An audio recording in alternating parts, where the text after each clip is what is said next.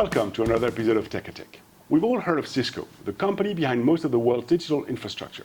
It's been in Europe for decades, working with governments, industry, and academia on everything, from connectivity to cybersecurity. Chris Gao is Cisco's Senior Director for EU Public Policy and head of the Brussels office. In other words, he connects Cisco with Europe's public policy priorities, and he'll tell us more about this today. Chris, it's great to have you here. It's a pleasure to be here. So Chris, Cisco has been building in Europe for a long time. How did this help shape what you're doing here today, especially when it comes to innovation and engineering?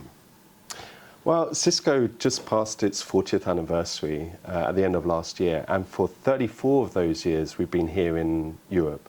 So we opened our first office in 1991 in Amsterdam, and today we're spread out in 38 countries across the region, including every single one of the EU 27. But the story I really want to tell about Cisco in Europe is that we're not just bringing innovation to Europe, but we're really innovating here in Europe. Okay. And to give you a couple of exciting examples we have a chip design center in Barcelona, and we also have an AI innovation hub in France, delivering innovative solutions like fully immersed AI-ready data centers, which is solving one of the biggest problems we have today with traditional data centers around cooling. So Chris, let's talk cyber. It's one thing to lock the doors. It's another to teach the whole neighborhood how to stay safe. How is Cisco doing both? Well, to put it really simply, Cisco is one of the largest enterprise cybersecurity companies in the world. So we're really here protecting Europe and keeping it safe. And to give you an example, in Ukraine, our Talos threat intelligence team has been there for several years before the full-scale invasion from Russia. And the reason for that was it's already a hotbed in that time for cyber activity. And that means today we've developed partnerships with 30+ government agencies, critical infrastructure operators in the country, and we've had some real successes in how we secure Ukrainian critical infrastructure. I also want to talk a little bit about how Cisco secures itself and make sure that we have secure processes, that we have secure products. So we have an industry-leading secure development lifecycle, which is really about taking all the requirements from customers, the security requirements out of certifications, the security requirements coming from regulation, and ingesting that into our design process for our products, and ensuring we do that in a consistent way across our portfolio. Mm-hmm. Okay.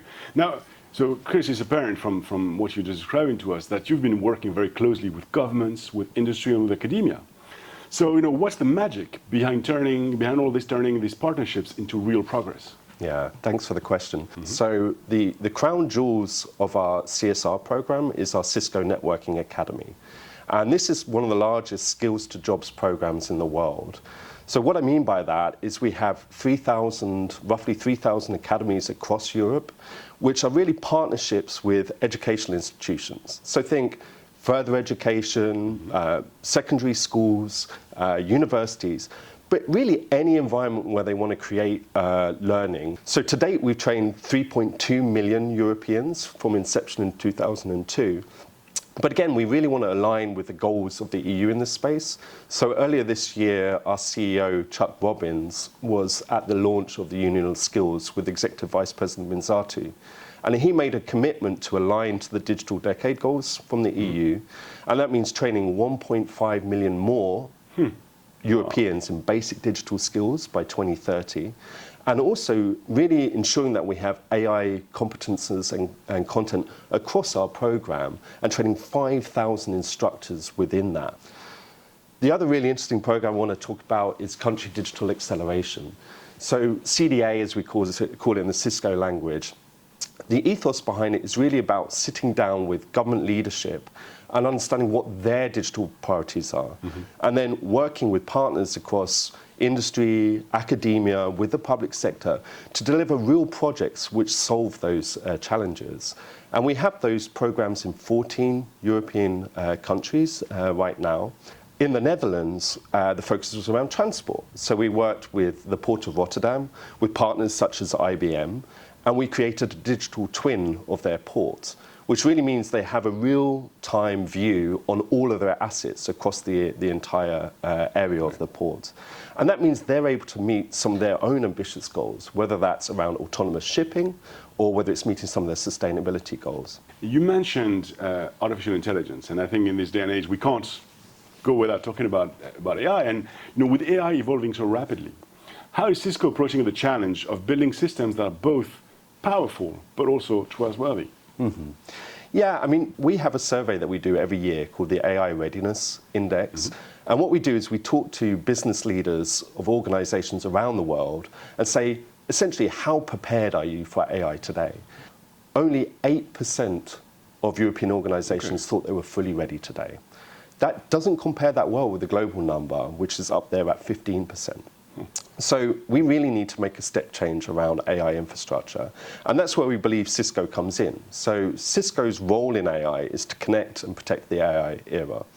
And what I mean by that is our products, our solutions are essential building blocks for AI infrastructure, those AI data centers. And that's true whether we're talking about training the large language models with hyperscalers, but it's also true of European cloud service providers or national clouds that want to become AI organizations. And then the final piece I wanted to land on AI is really about skills. So I want to come back to that. We all need to understand that all of our jobs are going to be disrupted by AI. Yes. They're all going to change, right? They might not be replaced by AI, but they are going to change because of AI. And so that's one of the reasons we set up and stood up the AI Ready ICT Workforce Consortium.